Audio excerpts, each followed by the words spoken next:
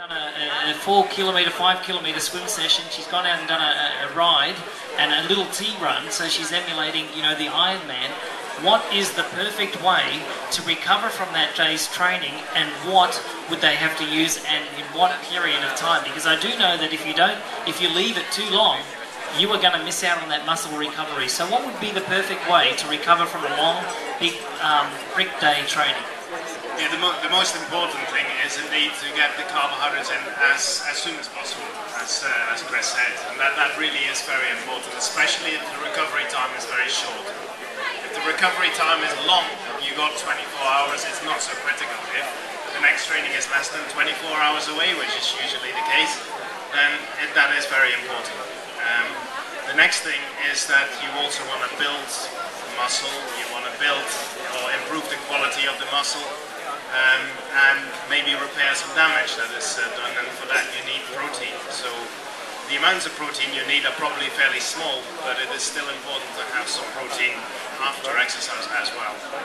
Okay, just while you've got the microphone in your hand, about proteins and carbohydrates. Some people like to race with proteins, some people like to race with carbohydrates. Just explain in a nutshell exactly what happens on either side. Yeah. I mean, I'm biased towards one side based on research, I think, and that is during exercise your main source of energy is carbohydrate, and you need to fuel with carbohydrate.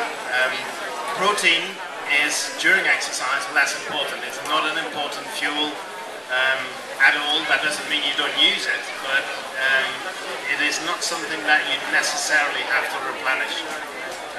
Some people like to race with protein because it gives a slightly fuller feeling or a better feeling in the stomach, but in terms of energy supply, it's all about carbohydrate and all about getting the right mix of carbohydrates, I think, and not so much about protein.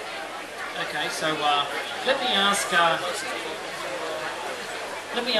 one question before. We're going to ask you guys to think about a couple of questions tonight for our panel up here, because it is your time to enjoy your top athletes tonight, and they're here to answer your questions and to share everything that they do with you tonight. So this is a very unusual time that we have with Power Bar. We do have to thank Power Bar, Power to Push, obviously, for giving us their fantastic athletes tonight. But I'm going to ask, let's ask this question to Tim DeBoom. He's been out there probably longer than anybody else. Tim, you know, during the race day, just break it down for us, mate. How many calories per hour are you trying to rely on, or how many are you burning and trying to replace?